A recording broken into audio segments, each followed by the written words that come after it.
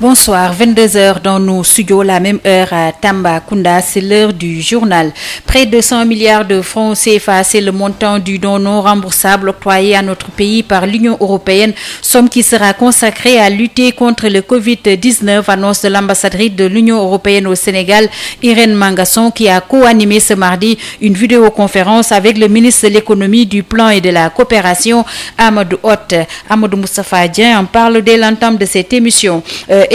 Pour combattre le Covid-19, le port de masques est essentiel et obligatoire. 1000 masques de l'école des métiers de Yoff offerts aux populations. Le ministre des collectivités territoriales qui a visité ce centre ce mardi espère que leur geste fera des émules. La prise en charge au centre de traitement du nouveau coronavirus de Tambacounda satisfait le chef de service des maladies infectieuses et tropicales du CHU de Fana Dakar.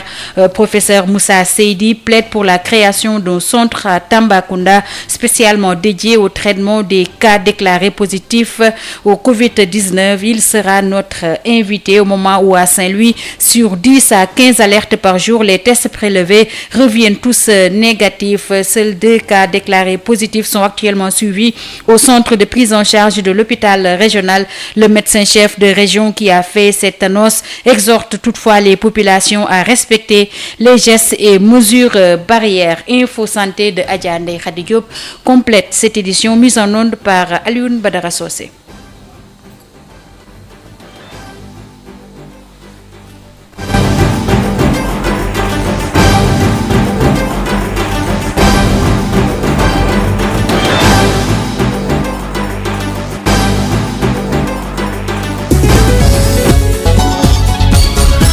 Adama John. Bonsoir et bienvenue. L'Union européenne a annoncé la mise à disposition d'une contribution de presque 100 milliards de francs CFA en don pour le Sénégal. L'ambassadrice de l'Union européenne au Sénégal, Irène Mangasson, a fait cette annonce ce mardi à Dakar en marge d'une vidéoconférence de presse animée par le ministre de l'économie, du plan et de la coopération, Amadou Hott. La subvention sera entièrement allouée au fonds Force Covid-19, a affirmé le ministre. Nous écoutons à ce propos le compte rendu de Amadou Moustapha Dia. L'Union européenne débloque pour le compte du Sénégal un appui budgétaire de 150 millions d'euros, soit 100 milliards de francs CFA, sous forme de dons, annonce Madame Irène Mangasson, ambassadrice de l'Union au Sénégal, au cours d'une vidéoconférence. Un décaissement en 2 tranches. D'abord, 130 millions d'euros, environ 86 milliards, seront mis à disposition sous forme d'appui budgétaire avec un premier décaissement immédiat de 12,3 millions d'euros, environ 10 milliards de francs CFA. De l'ordre de 150 millions d'euros, soit près de 100 milliards de francs CFA sur les 1000 milliards annoncés, et ce en soutien du plan de réponse. Soit 130 millions d'euros en aide budgétaire directe et 20 millions en redéploiement de projets. Le tout en dons, bien sûr, non remboursables. Selon le ministre de l'économie, du plan et de la coopération Amadou Hott, cette somme sera entièrement versée dans le fonds Force Covid-19 pour faire face à la pandémie. 85 milliards seront versés donc au fonds Force Covid-19, mais préciser également que les 20 millions d'euros qui restent, comme c'est dans le cadre de projets qu'on va recibler pour atténuer les impacts du Covid-19, on pourra les comptabiliser en dehors du fonds pour en fait maximiser les ressources donc disponibles pour atteindre les populations. Il indique d'ailleurs qu'un montant de 25 milliards sera alloué au secteur dit informel. À 20 ou 25 milliards qui vont être des financements donc à des traits préférentiels au secteur informel. Le ministre Amadou Hott de souligner que dans les prochains jours, ces services et les ministères concernés vont travailler à réaménager les investissements et les projets en cours afin de réorienter les dépenses vers des secteurs prioritaires lourdement frappés par la crise du Covid-19. Merci à Amadou Moustapha Dieng qui nous parlait donc de la visioconférence animée ce mardi par l'ambassadrice de l'Union européenne au Sénégal en compagnie du ministre de l'économie, du plan et de la coopération Amadou Hott. Donc l'Union européenne qui octroie à notre pays près de 100 milliards de fonds CFA qui sera versé, ces 100 milliards donc qui seront versés dans la force Covid-19 pour lutter efficacement contre le nouveau coronavirus au Sénégal. Parlons toujours de la lutte contre cette pandémie avec les 1000 masques confectionnés par jour par l'école des métiers de Yoff à travers l'unité de production de masques. Ces masques sont distribués gracieusement à la population pour faire face au Covid-19. Une occasion pour le ministre des collectivités territoriales, Omar Gueye, qui leur a rendu visite d'inviter les autres communes de faire de même afin de bouter cette pandémie hors du pays. Omar Gueye, le ministre des collectivités territoriales, que nous écoutons au micro de Biram Ndiaye. J'ai pu constater que la commune de Yoff a répondu positivement à l'appel de son Excellence M. Macky Sall, président de la République, sur la mise à disposition de masques. Comme vous le savez, le gouvernement du Sénégal a décidé l'utilisation de masques de manière massive dans des lieux publics, dans des zones de concentration, dans les marchés, etc. Et ici sur place, j'ai pu constater que au niveau du centre d'incubateur ici à Yoff, conçu et mis à disposition par le maire de la commune de Yoff, le ministre de la Santé et de l'Action sociale Abdoulaye Diouf Sarr, j'ai pu constater une production de 1000 masques par jour. 1000 masques par jour, cela veut dire 30 000 masques le mois. Et ces masques sont mis à la disposition des populations de manière gratuite. Des masques de qualité, j'ai pu constater sur place. D'ailleurs, le masque que j'ai mis provient de cette production avec des machines modernes, avec également des jeunes et des femmes qui se sont engagés et dévoués gratuitement pour contribuer à leur manière aussi à ce combat. Le financement a été fait entièrement par la commune de Yoff. Les jeunes se sont engagés et le produit est bon. Et on m'a expliqué qu'au niveau des quais de pêche, au niveau des marchés, il y a une distribution massive. C'est le lieu pour moi donc de féliciter M. le maire de la commune de Yoff, Abdoulaye Diouf Sarr, et inviter toutes les collectivités territoriales à s'y mettre dans la fabrication massive de masques en faisant travailler les tailleurs au niveau local tout en respectant effectivement les normes qui sont mises en œuvre pour la fabrication de ces masques, ce qui est le cas aujourd'hui ici à Yoff. Je peux vous dire aujourd'hui que les collectivités territoriales ont contribué de manière massive, de manière ciblée. Au compteur, nous avons plus de 2,6 milliards que nous avons comptabilisés en termes de contribution des collectivités territoriales, parce que j'ai un reporting de tous les gouverneurs du Sénégal à qui j'avais adressé une lettre circulaire pour comptabiliser ce que les collectivités territoriales ont eu à faire. C'était le ministre des collectivités territoriales Omar Gueye qui s'est rendu auprès de l'école des métiers de Yoff ce mardi, école qui confectionne 1000 masques par jour, masques qui seront donc distribués gracieusement à la population. Je vous le disais en titre, le professeur Moussa Seydi a visité ce mardi le centre de traitement de l'épidémie de Tambacounda. Il s'est dit satisfait de la façon dont les malades sont pris en charge, même s'il plaide pour la création d'un centre spécialement dédié à ces malades. Nous y reviendrons avant la fin de cette édition. Professeur Moussa Seydi, le donc chef de service des maladies infectieuses et tropicales du CHU de Fann, sera notre invité. La région médicale de Saint-Louis enregistre 10 à 15 alertes par jour avec des tests qui sont prélevés mais tous reviennent négatifs. Annonce du médecin-chef de région qui révèle que seuls 2 cas positifs sont actuellement en traitement au centre de prise en charge de l'hôpital de Saint-Louis, d'où 4 patients ont été déclarés guéris le week-end dernier. Dr Seynabou Ndiaye invite toutefois les populations à continuer de respecter les mesures barrières pour plus de précautions. Elle réagit au micro de Yves Tendeng. Au niveau de la région de Saint-Louis, il faut dire que nous avons toujours une gestion des alertes. Nous avons en moyenne 10 à 15 alertes par jour. En moyenne, c'est 50% de ces alertes qui sont validées et si nous avons des cas suspects, ils sont habituellement tous prélevés. Et pour le moment, nous n'avons que des tests négatifs. Nous avons aussi un suivi des voyageurs qui est effectué au sein de la région et pour le moment, pour ces voyageurs, nous n'avons aucun cas suspect. Nous avons aussi le suivi des cas contacts actuellement à Kumbabang, environ 10 personnes. Ce sont des pêcheurs qui viennent de la zone de Mauritanie. Suivis, ils sont en bon état de santé. Il n'y a pas eu pour le moment de cas suspect. Au niveau de la prise en charge. Nous avons 2 patients, un patient de Saint-Louis et un patient de Louga qui sont en traitement et qui ont un état stable. Donc nous avons eu à libérer 4 patients dans la journée du samedi. C'est 2 patients de Saint-Louis et 2 patients de Louga qui sont rentrés chez eux et qui sont en très bon état de santé. Aujourd'hui, par rapport à la prise en charge au niveau de l'hôpital? Oui, il y a des travaux en cours puisqu'au niveau de l'hôpital, nous comptons prendre en charge des cas simples, positifs et des cas compliqués. Et il y a un aménagement qui est en train d'être fait au sein de l'hôpital, aussi bien pour le centre de traitement par rapport à l'entrée et à la sortie, mais aussi l'aménagement du site pour avoir une capacité d'accueil un peu plus importante. Je pense que avec les travaux en cours, nous serons autour de 60 lits au niveau de l'hôpital régional pour la prise en charge du Covid-19. Certes, la situation est moins inquiétante dans la région, mais... Non, je dirais que la situation est toujours inquiétante parce qu'actuellement, nous avons ce que nous appelons l'engagement communautaire qui doit être de mise, de même qu'une grande communication sur le risque. Vous avez vu que de plus en plus, on nous annonce des cas de transmission communautaire et les mouvements de population se font toujours. Il y a des personnes qui vont dans les autres régions et qui reviennent. Et il est important actuellement vraiment d'adopter les mesures barrières, de rester chez soi, de faire le port de masque quand vous allez dans des lieux publics. Docteur Seynabou Ndiaye, médecin-chef de région de Saint-Louis. Le regroupement des vrais artisans du Sénégal déplore les déguerpissements dont ses membres font l'objet, surtout en cette période de crise mondiale. Revas souhaite l'annulation de ces opérations d'ici la fin de cette crise causée par le Covid-19. Nous écoutons le vice-président du Revas, Mamour Seck, au téléphone avec Birama Ndiaye.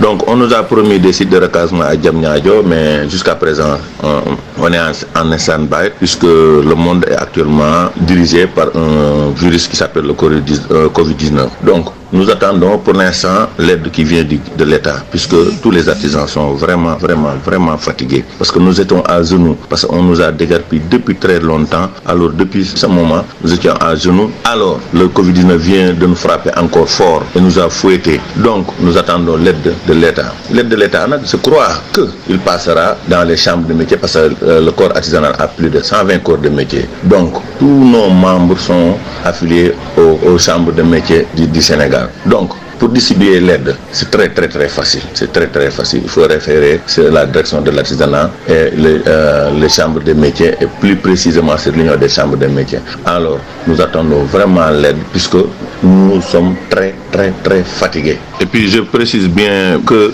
cette heure-ci c'est pas l'heure de déguerpissement. Tout le monde est en guerre contre le Covid-19. Nous sommes confinés chez nous, nous restons chez nous. Alors aux ateliers on vient nous annoncer par-ci par-là qu'on déguerpit par-ci par-là. Cette heure-là c'est pas l'heure de déguerpissement, c'est l'heure de combattre le Covid-19. Alors de grâce, laissez les artisans travailler pour l'instant. Après cette maladie-là, on va essayer de voir comment nous pouvons organiser pour ce recasement-là. Mais arrêtez ces déguerpissements s'il vous plaît. Je parle vraiment au nom de tous les artisans du Sénégal parce que nous sommes tous à genoux.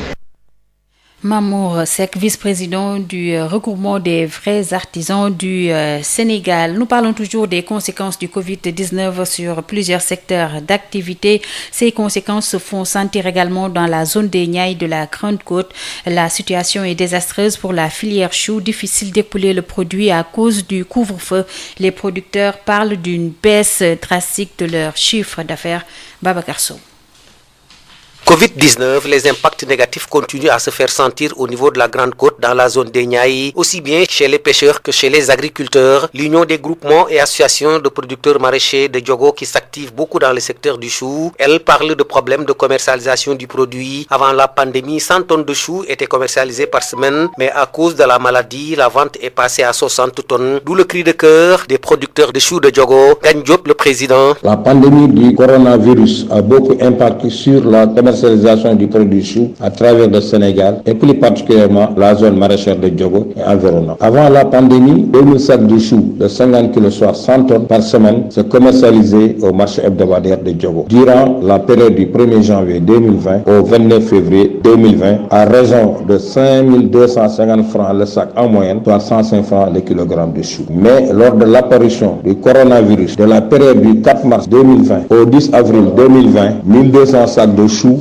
seulement sont commercialisés soit 60 tonnes la semaine au prix moyen de 2000 francs le sac, soit 40 francs le kilogramme. Une situation qui, à l'en croire, est due au couvre-feu. Ngagne Diop. Cette baisse subite des prix aux producteurs est due au couvre-feu de 20h à 6h du matin, ce qui oblige les opérateurs de marché de faire la course à la montre pour alimenter rapidement les marchés intérieurs. Ceci a pour conséquence que la plus grande partie de la production du chou dort dans les périmètres maraîchers. Tivaouane, Babacar Sow pour Sud FM. Babacar Sow, pour soulager les populations vulnérables, l'État a mis en place un plan de résilience. Justement, parlons de cette distribution de vivres aux populations vulnérables avec la cellule régionale du mouvement national des policiers à la retraite de Kaolack. Elle plaide pour que les forces de défense et de sécurité en activité et leurs familles soient prises en compte dans le cadre de la force Covid-19. Ces limiers qui ont fait valoir le droit à la retraite demandent un traitement équitable et sans discrimination pour tout travailleur et retraité. Mamadou Camara. La cellule régionale du mouvement national des policiers à la retraite de Kaolack salue les mesures qui sont prises par l'État du Sénégal pour soutenir la population dans un contexte marqué par une crise sanitaire. Cependant, ces limiers qui ont fait valoir leur droit à la retraite demandent un traitement équitable des fonds de la force Covid-19. Ndene Fam est le président de la cellule régionale du mouvement national des policiers à la retraite de Kaolack. Notre position à les retraités de la fonction publique, on doit y participer les retraités de la fonction publique, comme on l'a dit, du secteur privé. Parce que les fonctionnaires retraités, c'est des retraités, ils n'ont rien. Ils n'ont que, par exemple, les enfants à bas âge et tout ce qui s'ensuit. Bon, quand il s'agit d'aider la population, on aide tout le monde. Bon, ce qu'on doit faire, le report, par exemple, des prêts dans les banques, on devait y participer les retraités de la fonction publique, comme le secteur privé. S'agissant des forces de sécurité et de défense qui sont en activité, ils pensent que leur famille ne devrait pas être laissée en rade. Ndene Fam. Les forces de sécurité et de défense qui sont en activité actuellement, on doit les prendre en compte parce que à chaque instant ils risquent leur vie. On ne sait pas qui est le porteur de la maladie. La police et la gendarmerie, ils sont toujours sur le terrain. La maîtrise de soi découle par la connaissance de son métier. Les forces de sécurité, c'est un métier qu'ils ont opté, ils l'ont choisi librement. C'est pour cela que l'esprit de bien faire pour leur population. Nuit et jour, ils sont dans la rue uniquement pour la population. Sécuriser la population, le gouvernement doit penser aux forces de sécurité et de défense. Donc ils sont là pour protéger la population.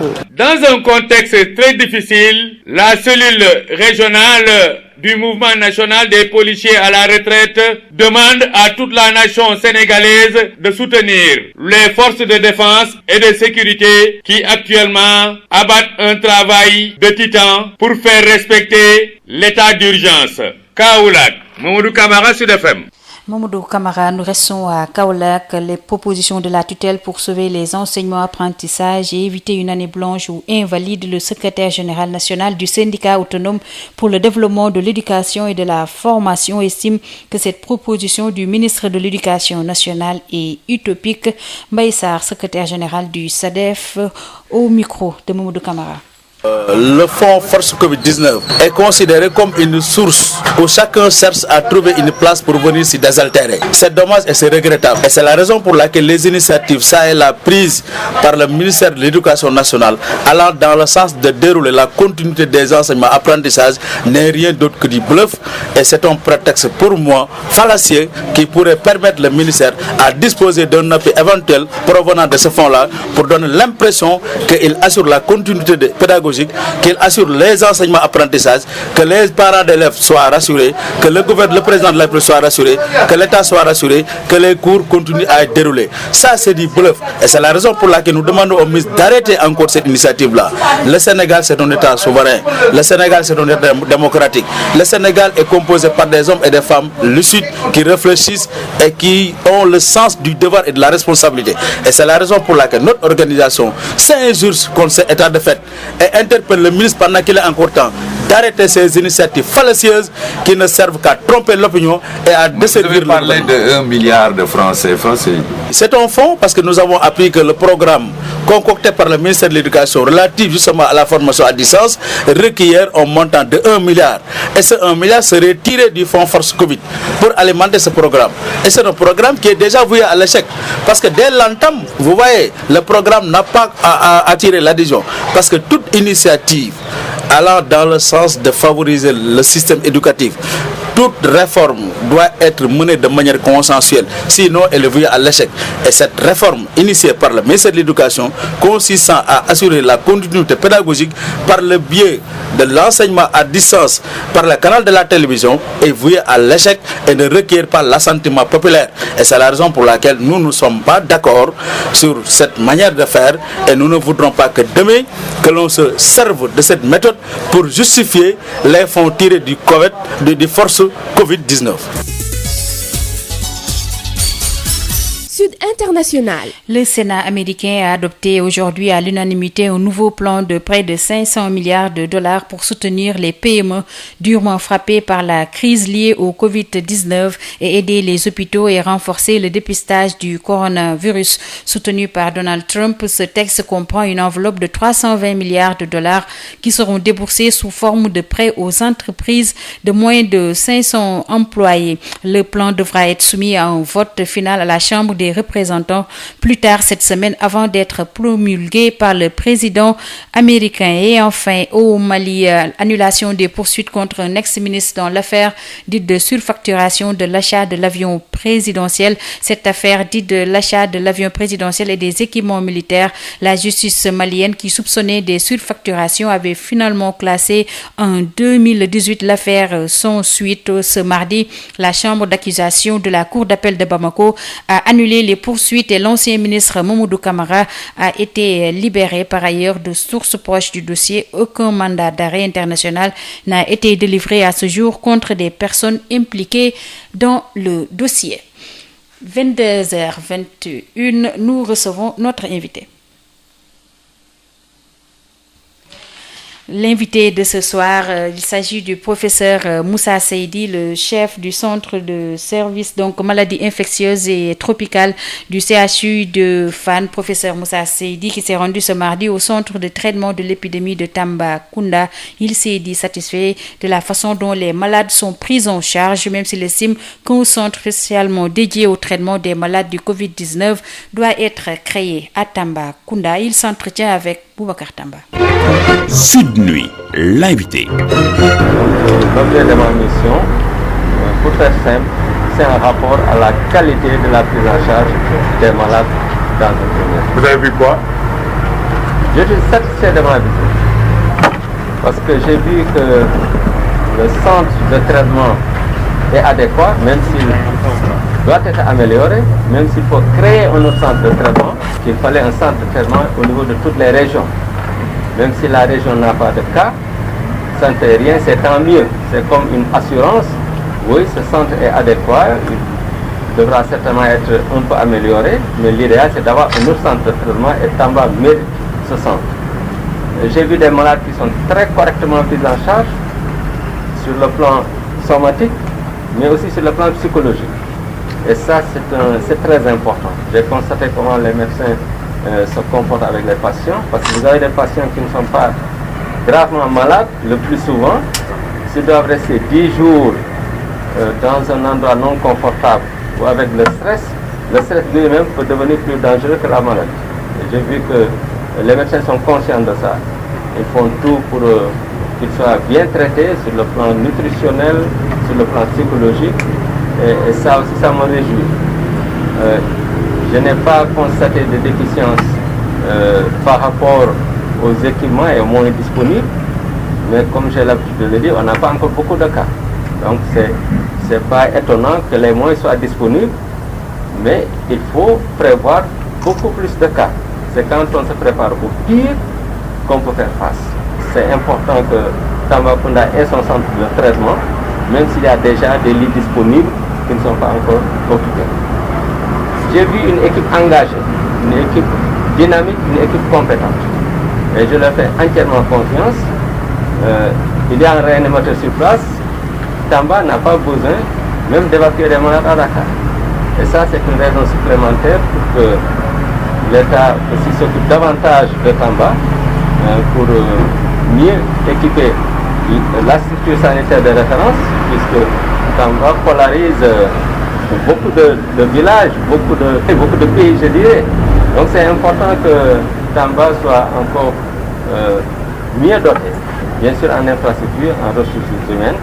Mais il faut que la communauté aussi vous aide. Si la communauté n'agit pas en conséquence, le combat risque d'être perdu. Mais si la communauté fait un peu d'effort, vous allez contenir l'épidémie. Et quelque chose qui m'a fait chaud au cœur, c'est que M. le gouverneur est proposé à ce qu'on fasse le plus de dépistage possible. Si l'Allemagne s'en sort mieux, si la Corée s'en sort mieux, c'est parce qu'ils font tout pour dépister le maximum de personnes. Et vous pouvez les prendre en charge correctement.